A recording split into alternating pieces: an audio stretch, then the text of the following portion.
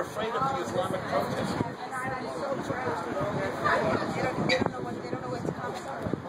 They don't know what they should be afraid of. They don't even They're afraid of the protesters. They said we can't have protesters on a Sunday. They said, by the way, if it was a weekday evening, we'd be having a different discussion. I said, if I can convince her to stay till Monday, tomorrow night. They said, no, it's too late now. Oh! Yeah. Cans on fire. It's, you know, listen, this stuff happens to me all the time. I'm used to it. But they throw it, not with Jews, it doesn't. You would call them Jewicidals. I call them Jewicidals. It is. They're more afraid of their annihilation, of the annihilationists. They're more afraid of the executioner. They're more afraid of me than they are of their executioner. You know what I'm saying? When did you post your latest blog post noting the Muslim protests against your appearance? Oh, this morning. Oh, this morning. So when did you find out about? Like an hour after I posted it, you know, that it was canceled. It's the cowardice. When did you find out about the Muslim protests of your appearance, like that they were protesting to the Federation? I mean, I don't see it. They didn't have to. They didn't have to. They issued a press release condemning LA Federation, and Jewish lay leadership completely caved. Jewish lay leadership. What is the objective of Jewish lay leadership? I want to know. What is the point of Jewish lay leadership? I'm asking a legitimate question. What is their mission? What is their mission? What is their mission? They give each other plaques, awards, and dinners. So that's what Jewish lay leadership is. What is their mission by objective? This is what a serious question. In this country, what is Jewish lay leadership supposed to do? You know, in December of 1933, there was a Jewish charity dinner in Berlin, and the Nazi Party was invited to the Jewish charity dinner. I have the story on my site, and this is exactly the same template, the same paradigm, the same situation. They would throw a Jew under the bus. It's easier for them to throw than it is to stand up just to stand up for another Jew. Forget about whether they agree with me or whether it doesn't matter. Freedom of speech is a basic Jewish value. Freedom of speech is a basic Jewish value. Have you spoken in Jewish Federation buildings before? Has there been any issue? Or? Where did I speak at ZOA? Yeah, ZOA, Philadelphia. Yes, I was in the Federation building. Yes, I was. So there's something different about Los Angeles Jewish Federation leadership. Oh my God, how embarrassing. Not for me, for them. Yeah. That you would capitulate to a group, the U.S. affiliate of Hamas. The first paragraph of their charter calls for the annihilation of the Jewish state. That's who they are surrendering to. Well, we don't have this kind of stuff go on ZOA San Diego. Let's all go down there. Oh, listen, I'd be happy to, but I think it speaks volumes that Zionists are not welcome at LA Jewish Federation. That's right. Okay? I mean, that to me is the headline. And if nothing else, this is a wake-up call, I think, for the Jewish diaspora in America. Are you going to fail the Jewish people again? Let's be honest. They failed the Jewish people. Now, you can make a case. They didn't know, but they knew what was going on, but they weren't strong, or they didn't have influence. Or you can make a case. I don't agree with it. The American diaspora during the Holocaust, unforgivable. Unforgivable. And so they make dinners to pat each other on the back how much they gave this year. To what? To make dinners? What are they doing? Aren't they worried about their children? Don't they see what's happening? What am I speaking to? I'm speaking to Islamic Jew hatred. I'm speaking to the Hadiths, the Islamic teachings that command the annihilation of the Jewish people. I'm not the problem. You don't kill the messenger. That's a fact. It's a fact. The Hadith and the Surah call for the annihilation of the Jewish people. That's what I'm speaking to. That's what's behind, that's the root cause. That's the root cause of what's happening in the Middle East. It's not Judea and Samaria. It's not land. Israel is a Pitskala. She's tiny. She's surrounded by ginormous Muslim lands. It's got nothing to do with land. What was the story before 67? What was the story in the 50s and the 40s? What was the pogroms against the Jews, the Palestinian Jews, by the Palestinian Muslims in the 10s and the 20s and the 30s? It's the same thing. It's the root cause, is the Islamic teaching. We have to be able to talk about that. We have to be able to talk about the ideology that demands and commands our annihilation and our extermination. Nobody talks about that the Muslim world was aligned with Hitler, who lived the Mufti of Jerusalem, Husseini lived in Berlin from 41 to 45. The documents were found behind the brick. The original, and I believe those were the Muftis.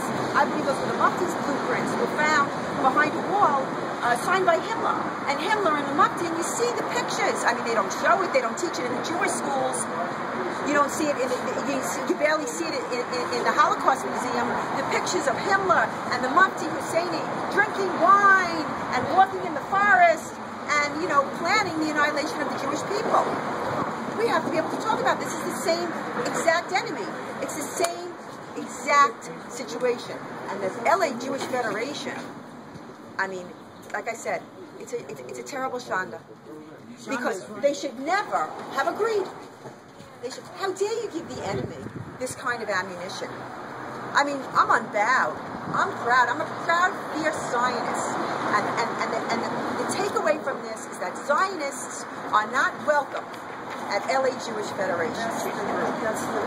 And anyone that writes a big fat check to any Jew that writes a big fat check to LA Federation ought to self-reflect, or to look in the mirror and say, what am I supporting? Because at this point, you're supporting the enemy. You're caving to Hamas. Hamas,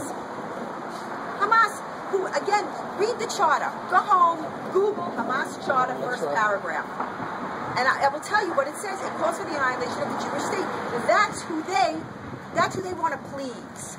Who is Hamas's American representative, you said? According to evidence entered into the Holy Land Foundation trial, the largest terrorist funding trial in our nation's history, CARE, unindicted co-conspirator in that case, is a Muslim Brotherhood group, Muslim Student Association, Muslim Student Union, Islamic Circle of North America. It's all there. Don't listen to me.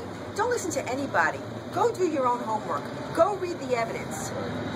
They never condemn. I mean, even today, you know, on my story where they were condemning LA Federation, is the story of how there's all this graffiti over these beautiful synagogues in Israel, the quote-unquote death prophet, Muhammad. Could you imagine if a Jew ever did that to a mosque? We would all have to go undercover.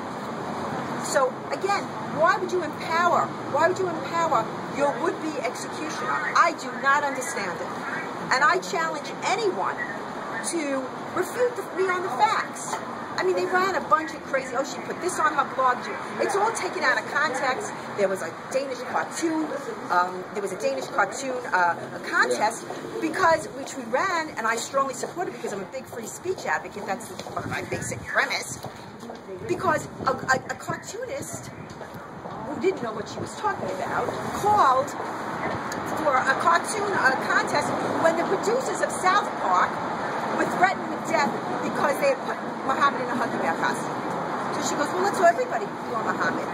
Meanwhile, that girl who nobody talks about, certainly no members of the press talk about, Molly Norris, had to change her name, change her job, had to go into witness protection at her own expense because she called for a contest. So the Islamic supremacists in this country, you know, deride me because I ran those cartoons. You're damn right I ran those cartoons, and I would run them again. I don't care. Listen, you know, I got to tell you, Muhammad is not the Holy Grail for me, okay? Sorry, folks. And I don't believe in the Islamic supremacist idea of subjugation and oppression of everybody else.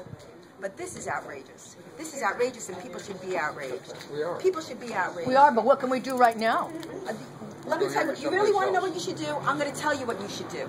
We're not from here. We're from San Diego. We came up here just to hear you. I want you to understand what you have to do. You ready? just heard her. Yes. You have to make it harder for them to cancel me than it is to cave to him.